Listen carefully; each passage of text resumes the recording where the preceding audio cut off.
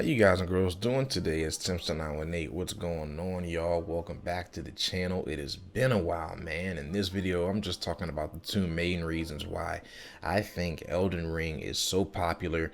And, I just decided, let me voice my opinion. I've been playing it for so long. I'm almost level 300 something. And I was just like, let me hop on here, y'all.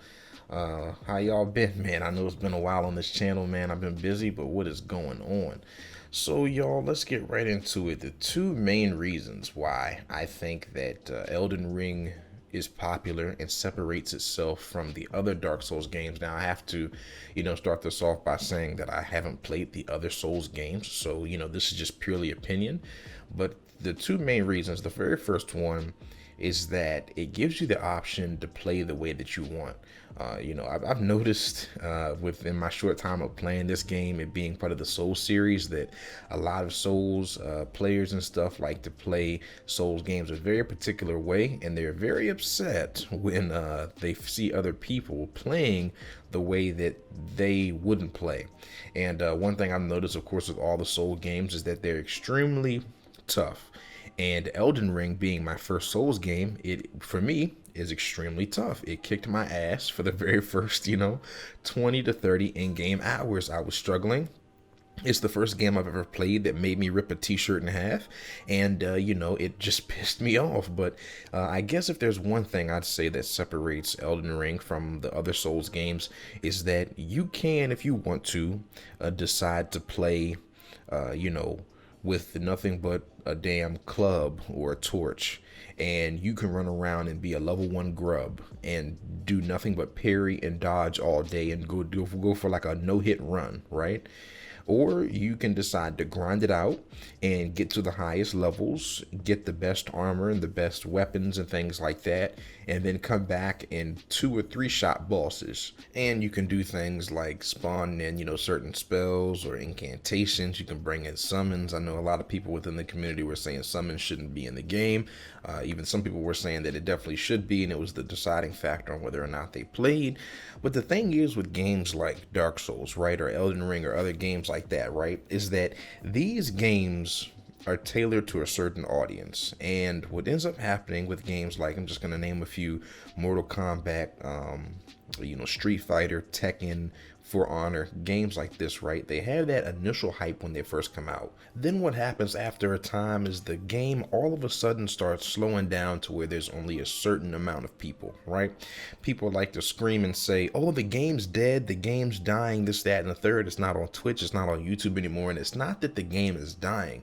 The game's far from it. It's just that the game has a certain audience that it's going to retain. Think of Overwatch, right? Everyone thinks that Overwatch is dead because Overwatch, a lot of teams did leave it, and a lot of people stopped playing it, and it's not on Twitch as high up anymore, and it's not even on, YouTube and stuff like that as much, but there's still millions of players every day, and people underestimate how big Blizzard games are. It's far from dead. And it's the same thing with these Souls games, right?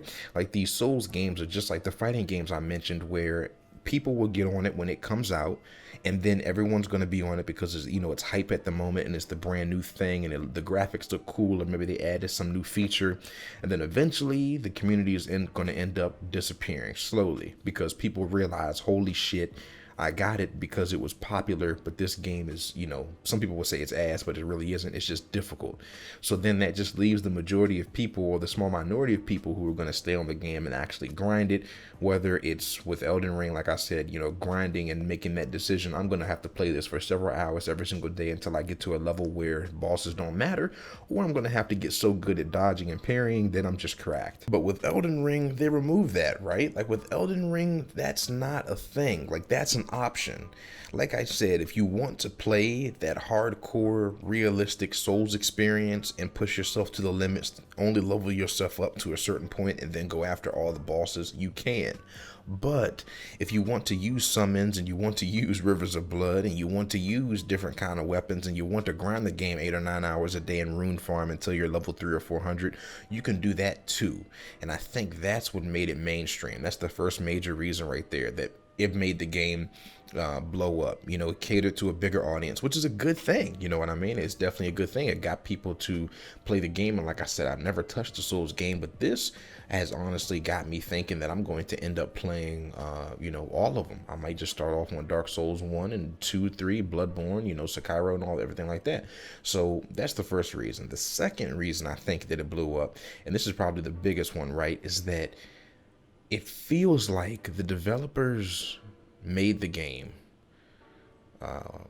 with nervousness in mind of people judging it, and they wanted us to have the best experience playing it. And I say that because a lot of games nowadays, I'm going to sound like a boomer, but a lot of games nowadays, y'all, are just there for money grabs, man. Like, they just don't give a fuck about you. Oh, you want to unlock the best skin or the best sword. You want to get to this certain part of the map everyone's talking about. Well, you got to make sure that you're paying $49.99 for the battle pass. And then on top of that, $60 for the game you already paid for. And then you might get to that special area, but you never know. And it's just like these games don't, or these companies just really don't give a shit. And it's been a long time since we've had a company that under promised but over delivered. And I can't even really say that because before the game came out, I saw it on TikTok and Instagram, and all the reviewing companies that were able to review it before we had got our hands on it were saying that it was a 10 out of 10. I didn't see a single review that didn't have they had like a negative review on it or a 9 out of 10. It was all flawless reviews. So this is an exact example. And like the content in the game, man, there's so much content in the game. It just feels like, holy shit, I could definitely pay. This is a game that I'd be like, oh, I could definitely see myself paying additional stuff for.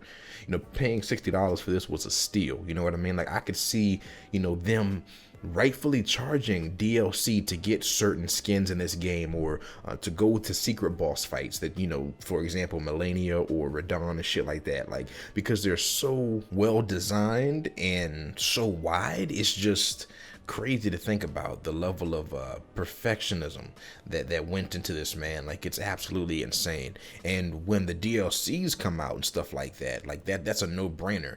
You've got people thinking, you got people making fan art, you got people making YouTube videos, you got people making anime, you got people making memes. I mean, this game is an exact example of what happens when a company actually gives a shit about the players and not just money. Of course, money is obviously important. I understand that as time goes by and as we go into the future, gaming is going to be more expensive because they're creating it on different engines and they're taking different time and things like that. But it's just like, this is a game that just feels like it's so massive and just such a huge part of the series that it's just like, whoa, I'm in a brand new world. It truly feels like when I first started playing Skyrim back in the day. And the world is your oyster. And what is gaming? Gaming is just an escape from reality. That's all. Well, that's what we all do. And it just mixes that perfectly. It mixes that escape from reality, but you still get your ass kicked. You want to spend there sitting there hours. I'm looking up how to get to certain bosses and how to unlock certain things and how to get to certain, goals that I want, like certain swords and helmets and things like that. Like, it's the perfect balance of everything. And like I said, when you play other games, you're just like, with companies that release nowadays, they release the shitty ass game that's $60 and you're like, I don't even want to pay for this. I wish I didn't pay for this. I wish I could get a refund. Then they have the audacity to try to charge you for stuff that should have been in the game to start with. And they try to charge you for that, and you're just like, what the hell is this? And like I said, man, Elden Ring is just like, they give you so much stuff. I feel bad paying only $60 for it. It's like, damn, this thing is like, I've beaten the game 4 or 5 times and I'm still finding new things. And every time I go through a new game plus, I'm just like, oh shit, I messed something up. Now I gotta go do it, start all over again so I can go do this. Like, man, it's just an amazing game overall. And if companies could learn from what Elden Ring did, they could really go far and they would last a lot longer and not have that much heat on their back from the community. It's kind of sad, it's bittersweet because this is an amazing game.